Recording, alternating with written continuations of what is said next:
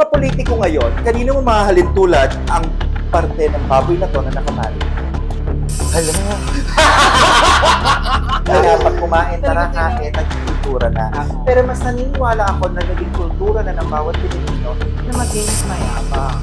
Kung ano-anong habit. So, napakadali ngayon maghanap ng panagpiliang higala. Okay? Pero mahirap maghanap ng pagtatanggalan na relasyon. I agree. So, napansin ko kanina, ano ba itong bote na to? Ano eh? Hindi ko alam!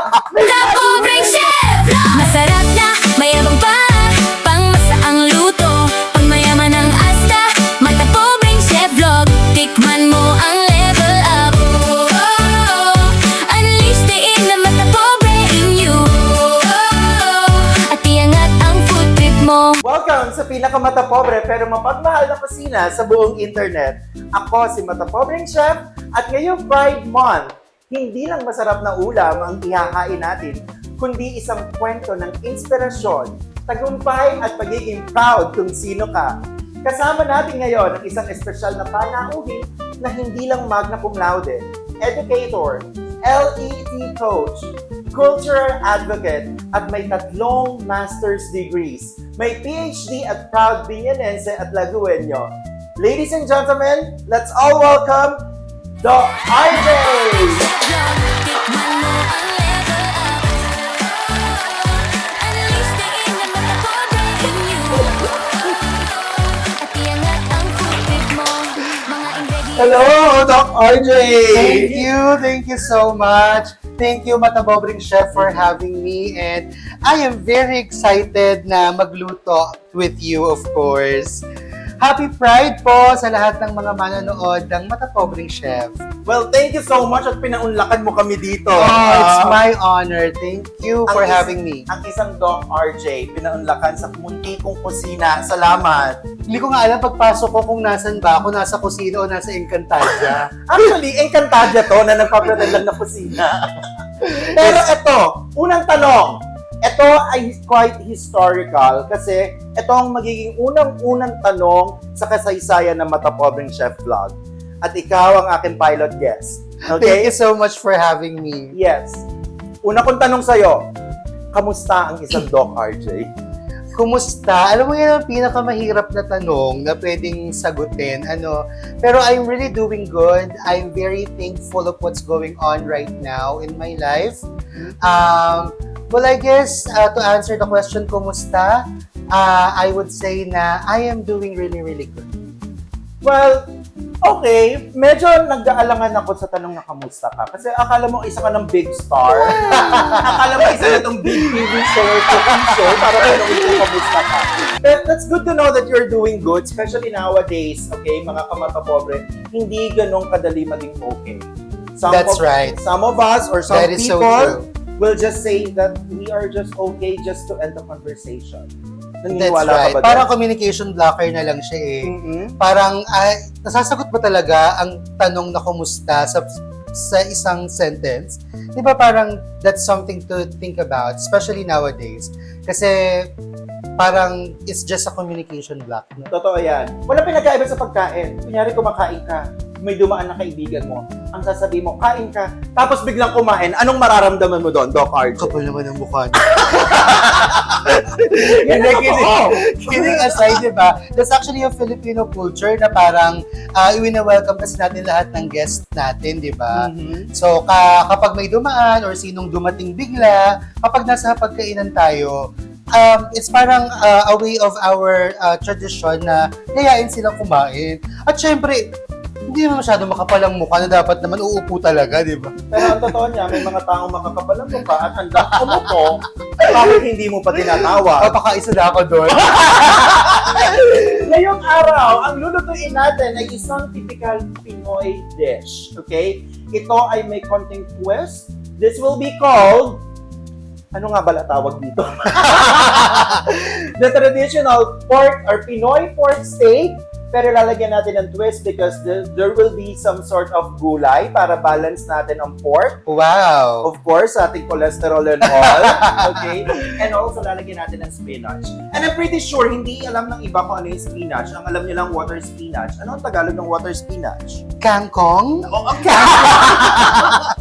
Oo, kangkong. Yun lang ang alam ng mga tao at alam lang nila kung saan ilalagay sa sinigang.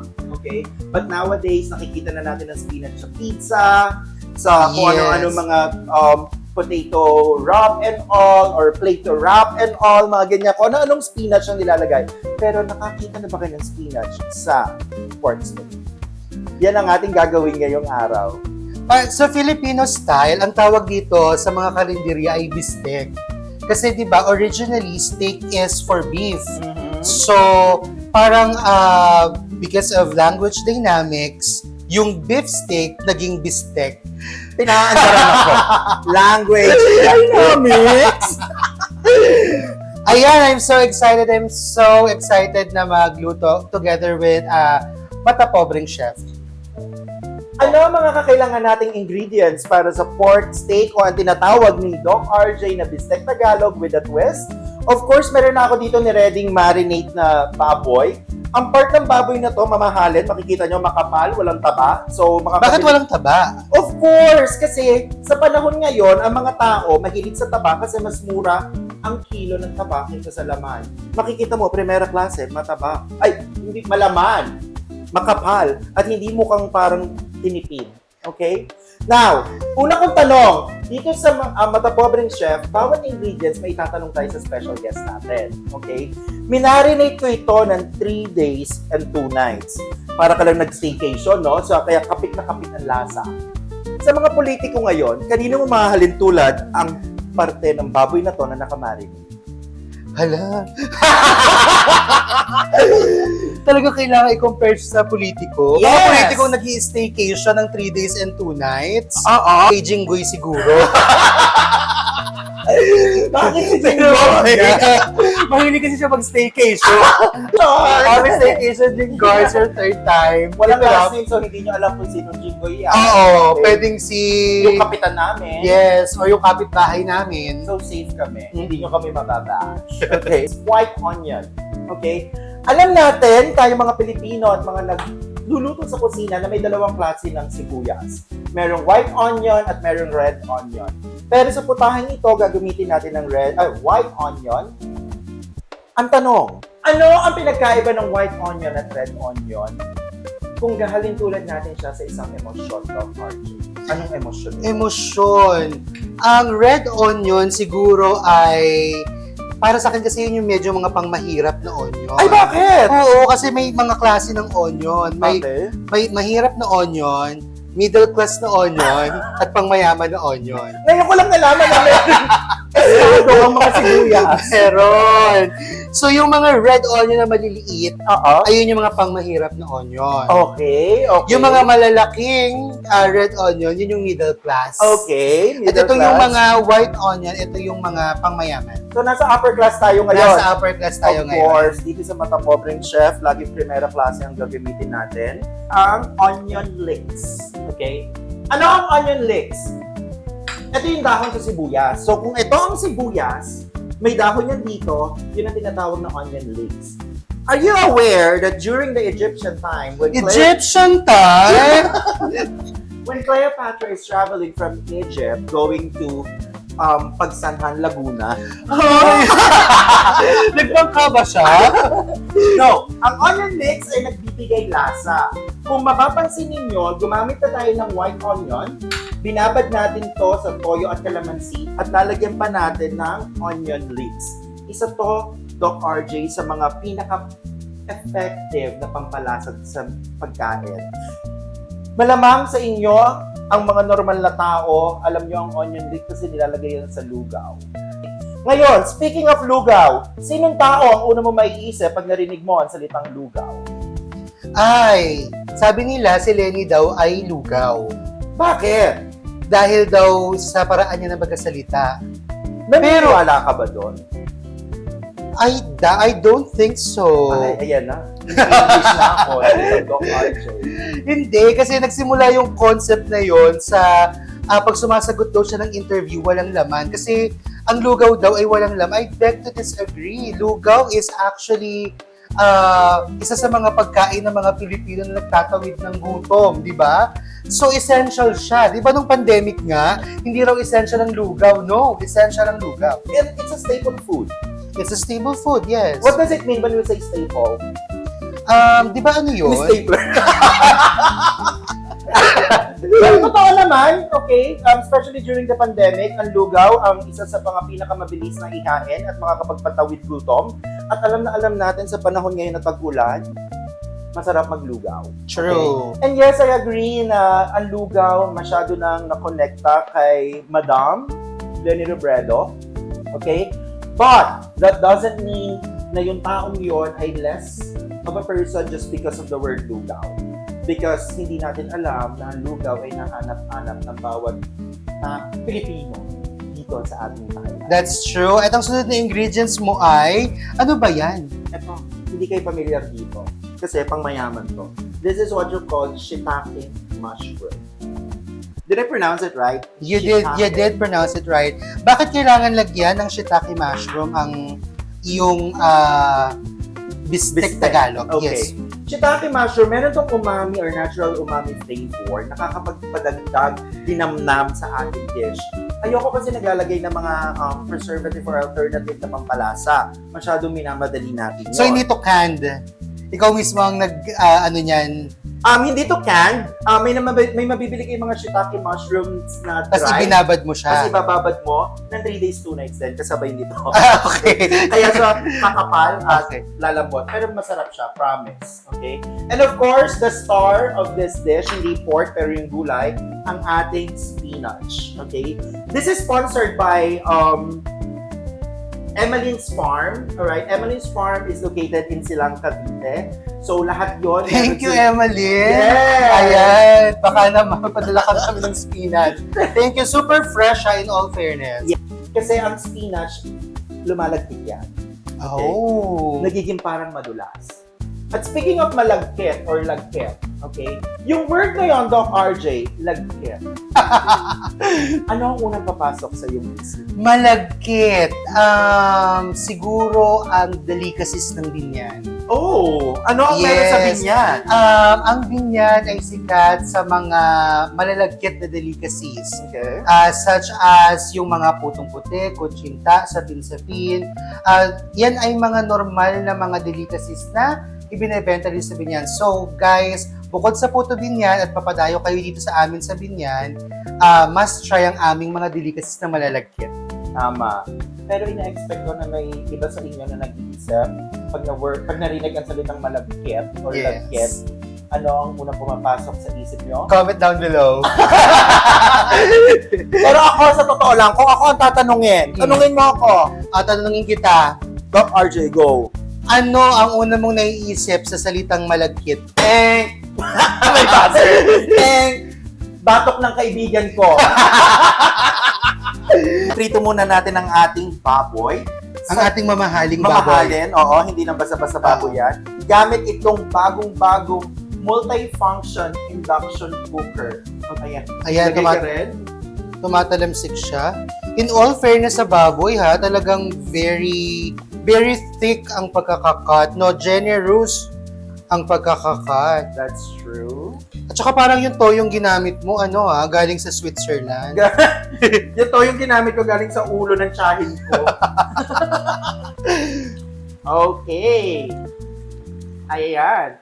Habang hinihintay natin maluto yan, piniprito, pwede natin takpan. Bakit? Marami nagsasabi na huwag tatakpan pag nagpiprito kasi hindi natin makukuha. Bakit daw? Hindi na makukuha yung lutong na gusto natin.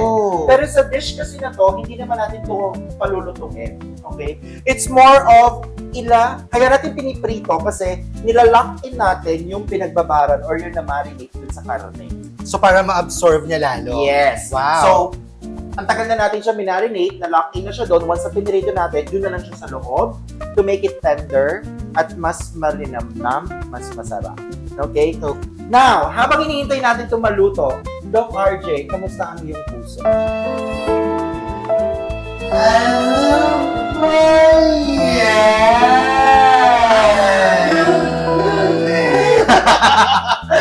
Ang arte, no? Akala mo kung sino. Ano ba ang Curtis? May biyak yan. Hindi. May puso. If you are going to ask me literally, well, may sakit ako sa puso. So it's not really that good. But as I'm under medication at dire-diretso siya. So, so far so good. My heart is doing all right. Literally, my heart organ. Pero kumusta ba ang puso? Ano naman? Masaya naman. Ayun ang gusto ko, masaya. Alam mo yung very showbiz. Akala mo kung sino yung nagsasalita ng interview na kaya ang sexy, may hiwa. Pero that's good to know, especially this Pride Month. Okay? Sa panahon nga natin, or sa panahon ngayon, na katulad natin na miyembro ng LGBTQ8 C, D, E, F, G, H, I, J, K. Hanggang NG plus. Okay? Bihira ang nagiging proud para sabihin na partnered ako. Bakit? Sa dinami-dami ng app na lumalabas ngayon, meron tayong G-app, yung merong may Oo, yellow may red band. up nga ngayon na nauuso. Oo, kung ano-anong app. Napakadali ngayong maghanap ng panandaliang ligaya. Okay? Pero mahirap maghanap ng pangmatagalan na relasyon. I agree. Kasi nowadays kasi hindi na kasi uso yung sinatawag nilang organic encounter. Halos lahat na nakikita na lang sa social media, namimit sa social media. Parang ayun na yung parang basis nung naging relationship nila. So, sabi ng ating mga, alam mo yun, mga matatandang nasa in a relationship until now, iba pa rin talaga kapag organic encounter. Totoo yan. And when we say organic, okay, kunyari, umiihi ka sa CR, no? May nakatitigan ka. Organic encounter yun. Ano ang susunod? CR fun. Speaking of CR fun, okay, ito yung mga tanong na medyo hindi tinatakal sa mga vlogs kasi maraming hindi nakaka-relate. Yes. Okay? When we say CR fun, ano ba ibig sabihin doon? Actually, marami kasing ibig sabihin ng CR fan. Okay. Depende sa konteksto. Okay. Ano ba to? Bilang Doctor of Philosophy or bilang... Hindi, kidding aside, ano ba yung CR fan? Nasagutin ko ba talaga to? I mean, A CR fan actually is, I think, pwede siyang ipakahulugan kapag syempre, kayo magkatropa, nagpunta kayo sa mall, ganyan. Pasok kayo sa mall, ganyan. Pagkatapos, hiraman kayo ng lipstick. Totoo, that would be fun. Diba, CR fan. Oo, that would be Tapos CR kapag, fun. diba, habang nag-makeup kayong ganyan, pinag-uusapan nyo yung kaklase nyo, Oo. ganyan, at saka yung buhay ng kapitbahay nyo. Yes. At saka yung mga CR kapit fun. nila. Exactly. Cooking relation fun. Just like what we're doing now. Exactly. We're doing CR fun. Cooking relationship fun. Yes, CR cooking fun. relationship fun. Okay? Ayan, naluto na lahat ng ating mga karne. So, ang gagawin natin dito, Doc RJ, dun sa pinagpritusan natin, kung mapapansin nyo, hindi ko na nalagyan ng tissue. Papalangitin mo ko eh. Oo, hindi ko na nalagyan ng tissue kasi yung pinaglutuan ng mantika ngayon, malasa yun. Kaya pa hindi natin pinalutan ng mantika, akala ko nagtitipid ka. Hindi ako magtitipid, okay? Pero kasi yung pampalasang nandun, yun ang pinaka-the best. Oh, okay. Yung juiciness, saka yung mismong lasa talaga ng pork. Okay. Nag-extract siya dyan. Now, Yes. magigisa na tayo. Ang uunahin natin ay sibuyas. Okay. Okay, amin na ang sibuyas. So, ilalagay na natin to. Isang buo tong white onion. Okay. Ayan. So, eto, hindi naman natin kailangan palutungin. Okay. Ang kailangan lang natin dito gawin, Doc RJ, is more on palabasin yung Kaluluwa. Yung kaluluwa. Okay, speaking of labas. Ang bango, no? Yes, yes. Sabi daw, kapag nagigisa ka, tapos mabango yung pag-isa mo, sinungaling. ha? Kanina ko nakuha yun. Ewan ko, like an urban epic. Ang susunod nating ilalagay ay ating Shiitake mushroom. shiitake mushroom. Igigisa natin yan. Medyo ano to ha, pwede kayong gumamit ng canned na shiitake. Of course, Pwede rin yung dried. yes, naiintindihan ko naman, mas prefer ko yung dry. Okay, sa totoo lang. Pero naiintindihan ko na hindi naman lahat. Afford yon. Aside from afford, kasi kailangan mo pang bumili at pumunta sa isang lugar na magpapamember ka pa. At saka, the normal bistec Pinoy, wala naman talagang shirataki mushroom. It's just an elevated version ni Mata Pobreng Chef, right? Yes, yes. Pero, pansinin mo yung amoy, o diba? Yes! The umami is giving. Arte! Arte na yung umami. Ayan. So, ang naging sekreto lang dito, pag ginisa mo kasi yung sibuyas, kailangan i-glaze mo lang siya. When you say glaze, magiging translucent yung white. Wow, Translucent. translucent. From the root word, trans. Trans. Ayan. So, once na mag-glaze na natin, naluto na yung shiitake mushroom. Okay? Paano nyo malalaman na luto na siya? Paano nga ba? Kasi ito dry. So, pag makikita nyo, binabad ko siya sa water, tapos pag hinahalo nyo, rubbery na siya. Kanina kasi, medyo matigas pa rin siya, binabad lang sa water, pero once na nainitan siya, doon naluluto talaga yung shiitake mushroom natin. Tapos, once na medyo binanyan-ganyan mo, try mo. Medyo rubberish na siya. Yeah, so that means it's good to go. It's good na. And what's next is, ilalagay na natin yung mga... Ibabalik natin siya. Yes, ibabalik natin. Kaya Sana hindi all ka- binabalikan. Ay, naghugot. Ayan. Ano ang magiging secret natin dito? Naglalagay ako ng liver spread. Oh, and that's what for? This is for balancing yung umami taste na nilalagay or binibigay ni shiitake mushroom, okay? At yung alat ng toyo. Oh, so it's giving an parang level, elevation level ng taste. Yes. Tapos, Oo. ba't nilalagay mo sa toyo? Nilagay ko siya dito sa, hindi naman to toyo, ito Ah, yung okay. pinag-marinate natin kanina. Okay. Yung 3 days and 2 nights mo winarinate. Yes. Ngayon, bakit ko siya dito nilagay? Kasi kailangan i-help na natin siyang madurog. Kasi pag ito mo madudurugin, mahihirapan ka ba maghalo? Totoo, baka may kumain bigla na akalain ni karne, giniling, pero Magawin palaman. pagkakagat niya, isang buong liver spread. Ayan. Ayan, okay. So parang nililiquidize mo na siya dyan. Yes. Tapos, yung iba kasi, kung mapapansin nyo, di ba, may mga bistek na yung sauce niya, ang thick. Mhm. Oo. Nilalagyan kasi nila yon ng cornstarch. Okay? Ang So, corn iba sa'yo. Yes. Liver spread ang pampalapot mo. Oo. Kasi yung iba, cornstarch, lalagyan ng water, that's what you call slurry. Slurry, yeah. Okay. Tapos, ito ang magiging sabaw. Wow. That looks like nice. It is! It is! Wow, Martin. Tapos, haluin lang natin. Alam mo, natutuwa talaga ako dito sa lutuan na to. Hindi siya madikit. Oo nga, non-stick siya, no? Isa rin sa Oo. napansin ko kaya nung napiprito tayo. It's non-stick. It's parang very easy to cook talaga. Yes. So, eto ang gagawin ko. Hindi, tinatanong ako kanina ni Doc RJ kung gagawin ko siyang medyo tuyo. Okay? Oo nga, kung lalagyan ng konting sabaw, ganyan. Yes. What do you prefer ba pag nagluluto ng bistek Pinoy? For this one, since meron siyang twist, lalagyan ko siya ng water. Okay, ng konting sabaw. Yes. Bakit ko lalagyan ng water? Kasi pinrito natin yung karne. Okay. Okay? Para mag-lock yung taste. But, lalagyan ko siya ng water para mahalo at mag-combine lahat ng elements. Wow, elements! Kasi, ang water, habang kumukulo yan, inilalabas na yung bawat taste or bawat lasa ng ingredients na nilagay natin.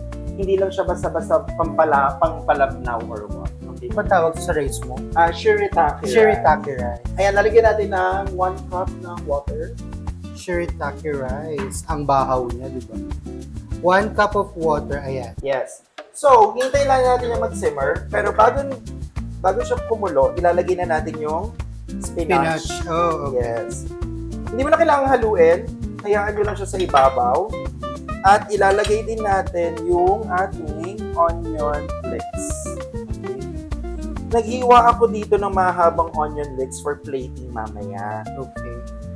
Ayan. Alright, so once na medyo kumulo na siya, saka natin ilalagay yung ating mga pampalasa. Okay. Yan, ground paprika. Yes. So lalagyan natin, maganda kasing pampakulay ang paprika. Tsaka nagbibigay siya ng something na lasa talaga. Alam mo yung parang may pagka-Mexican style. Black pepper. Okay. Ako pepper akong tao. Hindi dahil paminta ko Pero I really love pepper sa mga dishes. I don't know because it gives parang the feeling of, parang magana kang kumain kapag nalalasahan mo siya. Well, some people, ayaw naman nila ng pepper. Pero during the time nila Magellan, di ba, napakahirap daw maghanap ng pepper. At guys, kung mapapansin niyo, hindi ako nagbawang. I'm fond of using the ground garlic. Okay, powderized version. Yes, kasi ang pangit sa kamay nung yung garlic, pag binabalatan mo, inis na inis ako. So, lalagyan na natin ng salt. What I'm using is pink salt. Himalayan pink salt. Ayan. Medyo hindi ko nadadamihan, no? Kasi maalat na. May lasa na pati yung marinated liquid na nilagay mo kanina. Yes. And request ni Doc RJ is red or crushed red pepper. Ayan, para medyo may sipa siya ng bahagya. Totoo. Nakakagana kasi kumain ng pagmaanghang. So, ito lalagyan ko ng... Ito isang kutsarita. So, maglalagay tayo ng 3 kutsarita. Para I love you. Yes. Okay. Na sugar. Brown wash sugar. Lagyan mo ng suka.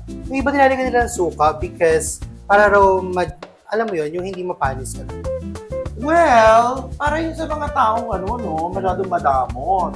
Pero kasi sa... At saka yung iuulam pa nila, yung inulam nila ngayon. Oo. Pero kung ipamimigay mo naman, i-share mo yung blessings mo. At saka kung uubusin mo na tonight, tsaka hindi ka nag-uulit ng ulam, hindi mo naman kailangan lagyan ng suka. Wala lagyan ng supa. Unang-una may kalamansi na yan. Okay?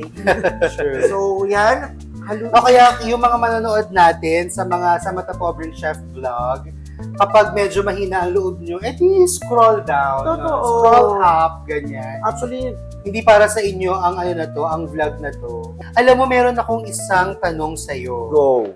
Yan, kasi feeling ko tapos na naman to and we're about to plate it, no? So, napansin ko kanina, ano ba tong bote na to? Alin? Hindi ko alam. May naiwan na. Member ka, Berg, isang organisasyon. Nakakaya! Alam mo, isang organisasyon lang naman ang kami kinabibilangan ko. Ano? Yun ang Poppers Pilipinas. Now, Kaya siguro siguro natin, ikaw ang humusga. Okay. Okay. Siyempre, The titigil din moment ako. of truth. Ayan Ayan. na. Titikman natin. Parang gusto ko may konting karne, di ba? Ay, ba't di ka pa magkanin agad? Pero tingnan muna natin yung sauce. Yes. Ay, putang ina. Ay! Ang sarap! Kung mapapansin nyo, no, hinulog ko yung pepper. Why? Okay? Usually, sa marinating pa lang, nilalagyan na nila ng pepper. Ako, hindi ko nilagyan. Okay? Sa huli ko siya nilalagay. Kasi, yung pepper, naluluto yan. Habang naluluto siya, sa umpisa pa lang, doon lumalabas yung lasa niya. Okay? Kaya sa pahuli ko na nilalagay yung pepper. Tsaka kung ano-ano mga pampalasa natin. So, yung shiitake mushroom, I know, right? Parang feeling ko yung shiitake mushroom, nag-complement siya dun sa spinach. yes. It's a really nice combination na para talagang silang pinagtagpo at dinadhana. Tapos yung paprika, di ba? Akala ko sabihin mo, poppers. Ay, hindi na Hindi namin nilagay ng poppers, ha? Nandiyan lang yun, pero hindi namin nilagay. Ngayon ko nagtataka kami ano yung poppers, party poppers yun. So, bakit ka maglalagay ng confetti dito, di ba? Hindi kitang ganitong cut sa palengke. At saka tingin ko the quality, no? Yes. Kasi pinalaki sa parang yung non-stress environment. Totoo, balita ko kasi, ito yung pinagkuhanan ko yung supplier, hindi ko na sasabihin kung sino kasi hindi pa naman niya kami Sponsor. di ba? Pero, as far as I know, when I'm asking kung saan nakuha to, actually, they came from Boracay, Katiklan. There's this station 1, 2, and 3, di ba? Oh. Meron pa ng station 4. Ay, meron? Yes, yung station 4. Parang nabalita sa TV. Hindi talaga nila babalita kasi ang nandun lang is yung mga stress-free pigs. Imagine, di ba? Galing pa itong Boracay.